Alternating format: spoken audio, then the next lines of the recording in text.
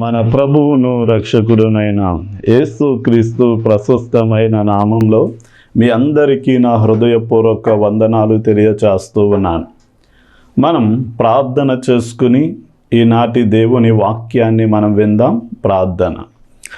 మమ్మల్ని మిక్కిలిగా ప్రేమించిన మా ప్రియ పరలోకపు తండ్రి, నీకే లెక్కించలేని స్తుతులు స్తోత్రాలు చెల్లిస్తూ ఉన్నాం.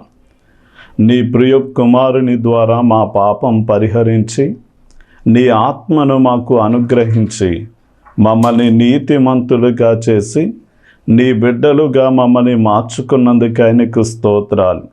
నైనా ఈ సమయమందు నీ బిడ్డలకు వాక్యాన్ని బోధించడానికి నీ కనికరము కటాక్షం నా మీద మీరుంచి నీ పరలోక జ్ఞానాన్ని నాకు ఇచ్చి నాయనా నీ బిడ్డలకు అవసరమైన నీ మాటలను మీరు వినిపించండి. వినువారికి కూడా మీ సహాయాన్ని మీరు అనుగ్రహించి వారు విన్న వాక్యాన్ని వారి హృదయంలో భద్రపరుచుకుని వాక్య ప్రకారము జీవించడానికి మీ కృపను మెండుగా దయచేసి దీవించమని యేసు నామంలో అడిగి వేడుకుంటున్నాం తండ్రి, ఆమేన్. మనం పరమగీతాల గ్రంథం 5వ అధ్యాయం 9-10 వచనాలు గనక మనం చదువుకున్నట్లయితే, స్త్రీలలో అధిక సుందరివగు దాన, వేరు ప్రియుని కన్నా నీ ప్రియుని విశేషమేమి? నీవు మా చేత ప్రమాణము చేయించుకొనుటకు వేరు ప్రియుని కన్నా నీ ప్రియుని విశేషమేమిటి అని అడిగినప్పుడు, నా ప్రియుడు ధవలవర్ణుడు రక్తవర్ణుడు, 10,000 మంది పురుషులలో అతను గుర్తింపవచ్చును అని సొలొమోను మాట్లాడుతూ ఉంది. అంటే యెరూషలేము యొక్క కుమార్తెలు సొలొమోను అనేటటువంటి అమ్మాయిని కన్యకను అడుగుతూ ఉన్నారు. వేరొక పురుషుని కంటే నీ ప్రియుని విశేషం ఏంటి అని అడిగినప్పుడు ఆమె అంటూ ఉంది, నా ప్రియుడు అందరిలాంటి వాడు కాదు, ఆయన ధవలవర్ణుడు రత్నవర్ణుడు, 10,000 మంది పురుషులలో ఆయనని గుర్తింపవచ్చు అని తన ప్రియుని గురించి మాట్లాడుతూ ఉంది. ఈ రోజున మనుషులందరిలో కొంతమంది విశేషమైనటువంటి సుగుణాలను కలిగి ఉంటారు. నేను బైబిల్ కాలేజీలో చదువుతూ ఉన్నటువంటి సమయంలో నవీన్ అనేటటువంటి సహోదరుడు ఉండేవాడు. అతడు ఎలాంటి వాడు అంటే చాలా కష్టపడేటటువంటి తత్వం కలిగిన వాడు. పగలు రాత్రి కూర్చొని తనకి ప్రారంభించినటువంటి ప్రాజెక్టుని ముగించేటటువంటి వాడు. అలాగే నరేంద్ర అనేటటువంటి మరొక సహోదరుడు ఉండేవాడు. సంవత్సరం పొడుగుతా విన్న పాఠాలను పరీక్షలు వచ్చే సమయానికి పుస్తకం తీసి చదవకుండా ఎగ్జామ్ రాసి 100కి 95 నుండి 99% మార్కులు సంపాదించేవాడు. అలాగే ఒక్కొక్కరిలో ఒక్కొక్క విశేషమైన గుణాలు ఉంటాయి. ఈ రోజున ప్రతి దేవుని యొక్క బిడ్డలు, ప్రతి విశ్వాసి కూడా ఎవరైనా అన్యులు అసలు మీ దేవుని యొక్క విశేషమేంటి అని అడిగినప్పుడు వారు ఖచ్చితంగా ఆ దేవుని గురించి చెప్పగలిగిన వారై ఉండాలి. ఉదాహరణకి యేసు ప్రభువులో ఉన్న విశేషమైన గుణాలు ఏంటి అని ఆలోచన చేస్తే, నీ ప్రియుని విశేషమేంటి అంటే మనం చెప్పవచ్చు, కన్యకకు జన్మించడమే ఆయనలో ఉన్న విశేషం. ఈ రోజున పిల్లలు ఎలా పుడతారు అని గనక మనం ఆలోచన చేసినట్లయితే, స్త్రీ పురుషుల అనే ఇరువురు వివాహం చేసుకుని వారు ఏకమవ్వడము ద్వారా స్త్రీలో ఉండేటటువంటి అండము అనేటటువంటి గుడ్డు విడుదలవుద్ది. అలాగే పురుషునిలో ఉన్నటువంటి వీర్యకణం ఆ అండమును చేరడం ద్వారా అనేక కణములుగా విభాగించబడి ఆ తర్వాత మెల్లమెల్లగా ముక్కు, కన్నులు, చెవులు, నోరు కాళ్ళు చేతులు రూపొంది 9 నెలలు తల్లి గర్భంలో పూర్తిగా శిశువుగా రూపాంతరము చెంది ఆ 9 నెలల్లో ఆ తర్వాత బయటికి రావడం అన్న దానిని మనం చూస్తాం.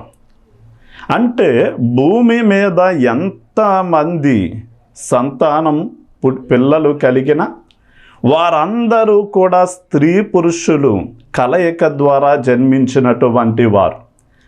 అయితే దేవుని ద్వారా జరిగేటటువంటి ఏ కార్యమైనా ఇది ఖచ్చితంగా దేవుని ద్వారా జరిగింది అని మనం గుర్తించాలి. అంటే అది అసాధారణమైనటువంటి కార్యముగా, ప్రత్యేకమైనటువంటి కార్యముగా ఉంటుంది.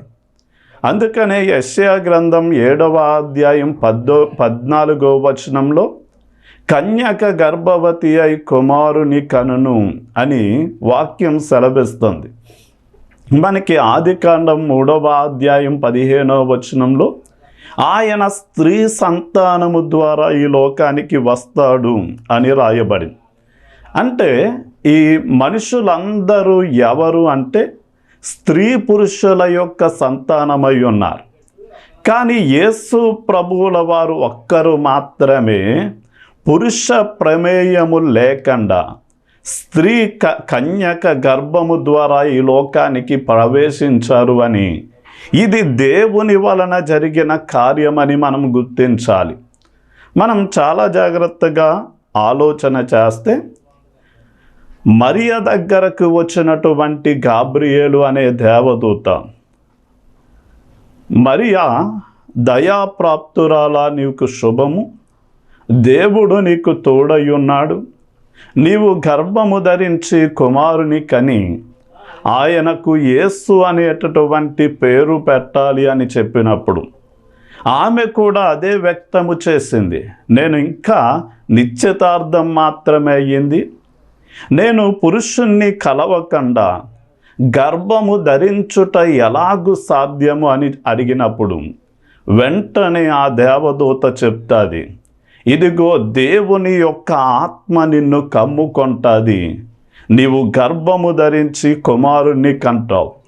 అంటే దేవుని యొక్క ఆత్మ ఎంత శక్తివంతమైనది అంటే ఆయన శూన్యంలో సృష్టిని కలిగించినవాడు, నేల మంటితో ఆదామును సృష్టించినవాడు.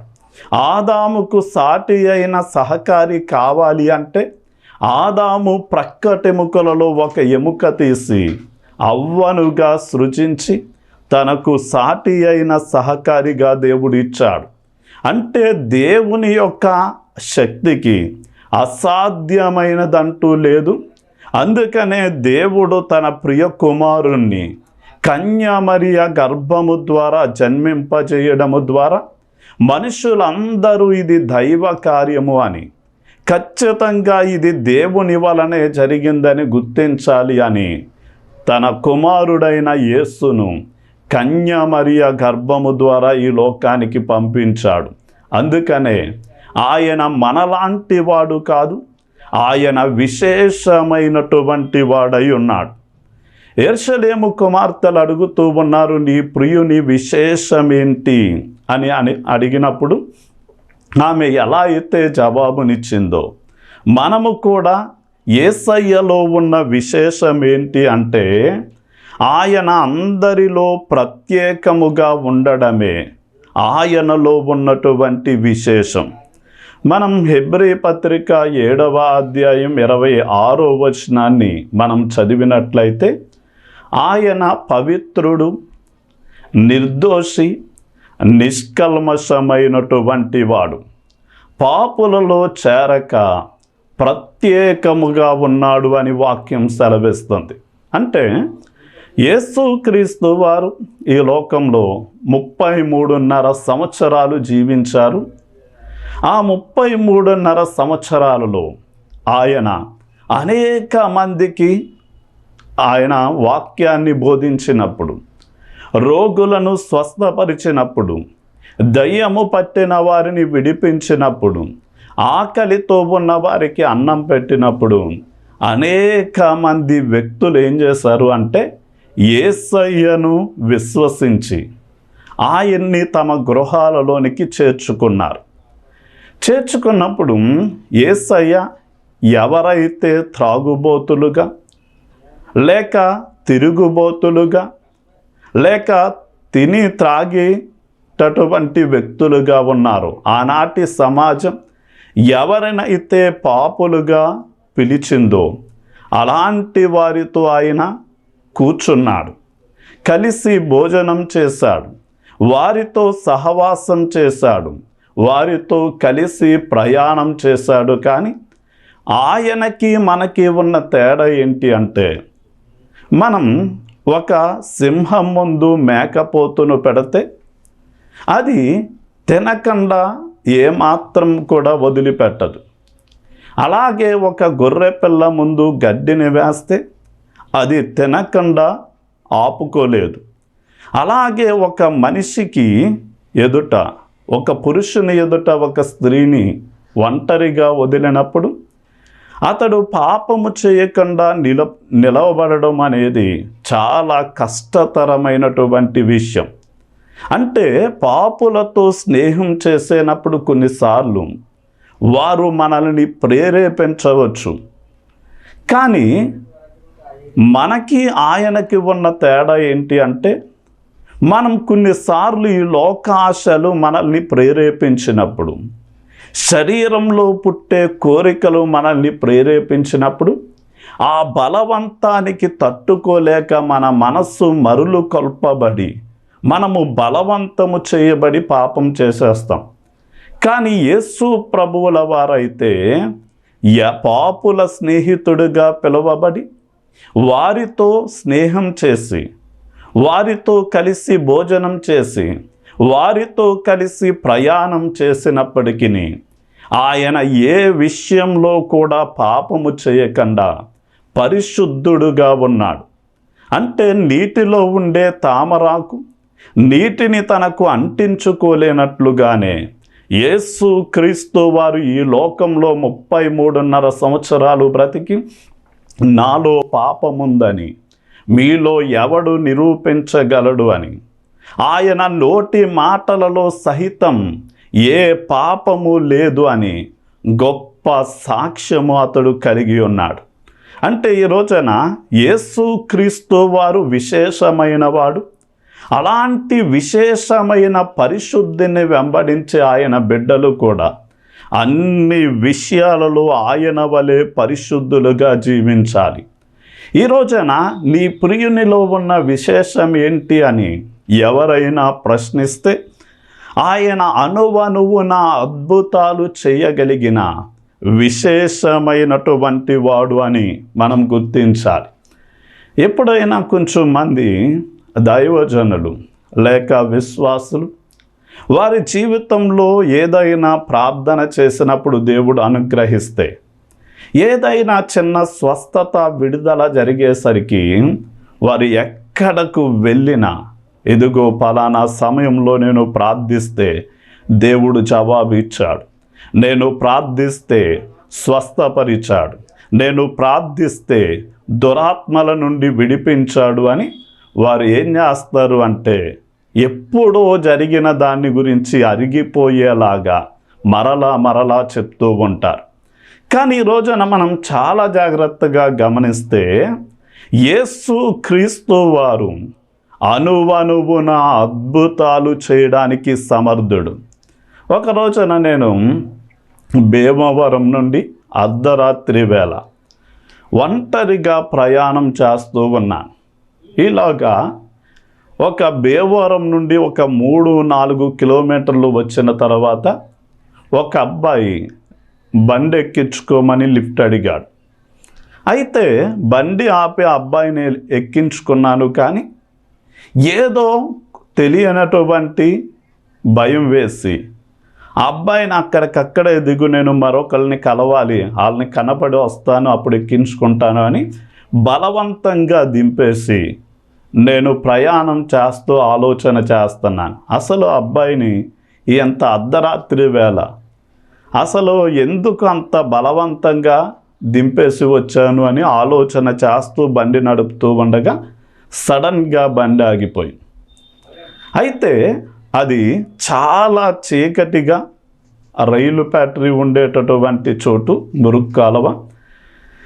అయితే చాలా చీకటిగా ఉంది, అర్ధరాత్రి, పెట్రోలు కూడా అక్కడెక్కడ దొరికే పరిస్థితులు లేవు, అన్ని దుకాణాలు కట్టేసిన పరిస్థితి. అలాంటి సమయంలో వెనకాల ఒక మోటార్ సైకిల్ వస్తుంది. ఆపి నాకు సహాయం చేయమని అడిగినప్పుడు వెంటనే ఆ మోటార్ సైకిల్ వెనకాల అబ్బాయి కూర్చున్నాడు. అయితే అబ్బాయి, అన్న నేను తోస్తాను అని ఏం చేశాడంటే తన బండి నడుపుతూ ఒక కాలు నా బండి మీద నొక్కి పెట్టి నువ్వు స్టీరింగ్ కట్టుకుని తిప్పు అన్నాడు. అలాగా దాదాపు 7-8 కిలోమీటర్లు ప్రయాణం చేసి కోరుకొలలో పెట్రోలు బంక్ దగ్గర ఆపినప్పుడు అబ్బాయి చెప్తున్నాడు, అన్నయ్య ఈ అబ్బాయి ఎవరో నా బండి ఎక్కాడు. ఆ అబ్బాయిని ఎక్కించుకున్న తర్వాత నాకు భయం కలిగింది. అతడు నన్ను ఏమన్నా చేస్తాడేమో అనుకునే లోపే ఈలోగా మీరు కనపడ్డారు. అందుకని నాకు ధైర్యం తెచ్చుకుని నేను మిమ్మల్ని నెట్టుకుంటూ ఇంత దూరం మీ బండిని మిమ్మల్ని తీసుకొచ్చాను అని చెప్పాడు. అంటే ఒకరోజు ఆ రోజు గనక ఆ అబ్బాయినే గనక నేను దింపకపోతే నా బండిలో పెట్రోల్ అయిపోయినందుకు నేను చాలా ఇబ్బంది పడేవాడిని. కానీ ఆ పరిస్థితిని కూడా దేవుడు నా మేలు కొరకు మార్చేశాడు. ఈ రోజున యేసుక్రీస్తు వారు అణువణువున అద్భుతాలు ఎలా జరిగినాయి అంటే, ఆయన దోణి అమరమున పడుకున్నప్పుడు నీకు చింత లేదా, మేము గాలి తుఫాను దెబ్బకి ఈ సముద్రంలో మునిగిపోయేలా ఉన్నాము అన్నంటనే యేసయ్య ఆ దోణిలోండి లేచి గాలి సముద్రమా నిమ్మలించు అని ఆజ్ఞాపించిన వెంటనే ఆ గాలి సముద్రము నిమ్మలించింది. ఆయన రోగుల మీద చేతులుంచేస్తే రోగులు స్వస్థత పొందారు. ఆయన అపవిత్రాత్మలారా మీరు విడిచిపోమ్మని ఆజ్ఞాపిస్తే అపవిత్రాత్మలు విడిచిపోయాయి. అలాగే నీళ్లు ద్రాక్షారసంగా మార్చబడ్డాయి. ఇలా అణువణువున అద్భుతాలు చేయడంలో యేసయ్య విశేషమైనటువంటి వాడు అన్న విషయం మనం తెలుసుకోవాలి. ఈ రోజున నీ ప్రియుని విశేషం ఏంటి అంటే, మృత్యువును మృతి చేయడంలో ఆయన విశేషమైనటువంటి వాడు. ఆదాము మొదలుకొని ఎంతమంది అయితే ఇప్పటి వరకు భూమి మీద పుట్టారో, పుట్టిన ప్రతి ఒక్కరిని కూడా మరణం ఏలుబడి చేసి ఆ మరణము వారిని జయించి వారిని తన స్వాధీనంలో ఉంచుకుంది. కానీ యేసుక్రీస్తు వారు ఒక్కరు మాత్రమే ఆయన మృతిని గెలిచి ఏం చేశాడు అంటే సజీవంగా లేచినట్లుగా మనం చూడవచ్చు. మనం ప్రకటన గ్రంథం 2వ అధ్యాయం 8వ వచనంలో మృతుడై మరలా బ్రతికిన వాడు చెప్పు సంగతులేమనగా అని ఉంటుంది. ఈ రోజున కొన్ని విషపు కొండెము కలిగినటువంటి కీటకాలు ఉంటాయి. ఉదాహరణకి తేలు, మాండ్రకప్ప ఇలాంటివి. అవి మనిషి శరీరమును ముట్టినప్పుడు ఆ విషము ఆ శరీరంలోనికి చొచ్చుకు వెళ్ళి ఆ వ్యక్తిని మరణానికి చేరుస్తుంది. అయితే ఎవరిలో అయితే ఆ విషము చొచ్చుకుని వెళ్ళిందో వారు వెంటనే వైద్యుని దగ్గరకు వెళ్ళినప్పుడు వైద్యుడు అద్భుతంగా విరుగుడునిచ్చి ఆ విషము ఆ వ్యక్తిని చంపకుండా చేస్తారు. అలాగే యేసు ప్రభువుల వారు పరమ వైద్యుడు. సాతాను అనే మహా ఘట సర్పం పాపము అనే విషాన్ని మనలోనికి చొప్పించినప్పుడు మనము దేవునికి దూరమై, దరిద్రులమై, రోగగ్రస్తులమై, చివరికి అగ్ని ఆరని ఆత్మ చావని మరణానికి మనం లోనైనటువంటి పరిస్థితిలో ఉండగా, అలా మరణించవలసిన మన కోసం యేసయ్య ఈ లోకానికి వచ్చి 3వ దినాన తిరిగి లేచి ఆయన ఏం చేశాడు అంటే మృత్యువును మృతి చేసేశాడు. అంటే ఎవరైతే యేసయ్యను విశ్వసించారో వారి పాపమనేటటువంటి విషాన్ని విరిచి వారిని నీతిమంతులుగా చేశాడు. అలాగే దేవునికి దూరమై దరిద్రులుగా బ్రతుకుతున్న వారిని ఆయన బిడ్డలుగా చేసుకొని ఆయన యావత్ ఆస్తికి వారసులుగా చేశాడు. అలాగే పాపము ద్వారా వారు రోగాన్ని సంపాదించుకుని ఉండగా యేసయ్య తాను పొందిన గాయములలో ఉన్న స్వస్థతను వారికి ఇచ్చి వారిని బ్రతికించి నిత్య నరకము నుండి తప్పించి నిత్య జీవానికి వారిని వారసులుగా చేశాడు. అంటే ఆయన ఎందులో విశేషమైన వాడు అంటే పాపాన్ని, అలాగే దరిద్రతను, రోగాన్ని, మరణాన్ని సమాధి చేసి వాటి నుండి మనల్ని తప్పించి నిత్య జీవం చేర్చడంలో ఆయన విశేషమైనటువంటి వాడై ఉన్నాడు. ఇలాంటి ధన్యత భూమి మీద పుట్టిన ఏ మనిషి కూడా ఇవ్వలేడు, కానీ యేసయ్య మాత్రమే ఇవ్వగలడు. ఇక చివరిగా మనం సామెతల గ్రంథం 30వ అధ్యాయం 19వ వచనం ప్రకారం కన్యకతో పురుషుని జాడ ఎవరు గ్రహింపలేరు అని వాక్యం సెలవిస్తుంది. అంటే ఇద్దరు ప్రేమించుకుంటే వారి పెద్దల యొక్క కళ్ళు కప్పి, బంధుమిత్రుల కళ్ళు కప్పి, సమాజము కళ్ళు కప్పి వారు మాట్లాడుకుంటారు. వారు ఒకరిని ఒకరు చూసుకుంటారు. వారు ఒకరి మీద ఒకరు ప్రేమను పెంచుకొని ఇరువురు కూడా మాట్లాడుకోవడానికి, సహవాసం చేయడానికి వారు ఎక్కడో చోట కలవడం అనే దాన్ని మనం చూస్తాం. కానీ ఈ రోజున యేసు ప్రభువుల వారు ఎలాంటి వారు అంటే మనకి 2వ కొరింథీ పత్రిక 11వ అధ్యాయం 3వ వచనం ప్రకారం మొదటి ఆదాము యొక్క భార్య అవ్వను సాతాను మోసగించింది. అయితే ఇప్పుడు 2వ ఆదామైన యేసుక్రీస్తు వారు ఆయన పురుషుడై పెండ్లి కుమారుడై ఉంటే ఆయన యొక్క భార్య అయిన సంఘం ఏమై ఉన్నది అంటే పెండ్లి కుమార్తె అయి ఉన్నది. ఇప్పుడు ఈ యొక్క పెండ్లి కుమారుడు తన సంఘమైనటువంటి పెండ్లి కుమార్తెతో ఎలా వ్యవహరిస్తాడు అంటే ప్రేమపూర్వకంగా వ్యవహరిస్తాడు. అంటే ఆయన వారిని ద్వేషించడు, వారిని అవమానపరచడు, వారిని ఎలాంటి మోసానికి గురి చేయకుండా ప్రేమతో వ్యవహరిస్తాడు, నిజాయితీగా వ్యవహరిస్తాడు. వారితో అవినాభావమైనటువంటి సంబంధాన్ని కలిగి ఏం చేస్తాడు అంటే వారిని ఆయన వారితో నడుచుకుంటాడు. కనుక ఈ రోజున నీ ప్రియుని విశేషం ఏమిటి అంటే నా ప్రియుడు ధవలవర్ణుడు, రత్నవర్ణుడు, 10,000 మంది పురుషులలో ఆయన్ని గుర్తించవచ్చు అని సొలొమితి సొలొమోను గురించి ఎలా చెప్పిందో మనము కూడా మనం నమ్మిన యేసయ్యను గురించి తెలుసుకొని నా యేసు అందరిలాంటి వాడు కాదు, ఆయన జన్మం విశేషమైనది, ఆయన కన్యకకు పుట్టాడు, ఆయన జీవితం విశేషమైనది, ఆయన 33.5 సంవత్సరాలు ఈ లోకంలో ఉన్న పాపమనే మురుకును తనకు అంటించుకోకుండా ప్రత్యేకమైన వాడిగా ఉన్నాడు. ఆయన అణువణువున అద్భుతములు చేయడంలో నా ప్రియుడు విశేషమైన వాడు, మృత్యువును మృతి చేయడంలో విశేషమైన వాడు, ఆయన తన సంఘంతో వ్యవహరించే విషయంలో ఆయన విశేషమైనటువంటి వాడు అని చెప్పి మన ప్రియునిలో ఉన్న గొప్పతనాన్ని మనం ఏం చేయాలి అంటే వెళ్ళిన ప్రతి చోట చాటేటటువంటి వారిగా ఉండాలి అని చెప్తూ నా మాటల్ని ముగిస్తున్నాను. ప్రార్థన చేసుకుందాం. తండ్రి, నీకే వందనాలు, స్తుతులు చెల్లిస్తూ ఉన్నాం. అనేక మంది నాయన నీ వద్దకు వస్తున్నారు, కానీ నీవు ఎలాంటి విశేషమైన గుణాలను కలిగి ఉన్నావో ఎరుగక నాయన వారు నీ గురించి ఏ మాత్రము కూడా చెప్పలేని వారిగా ఉన్నారు.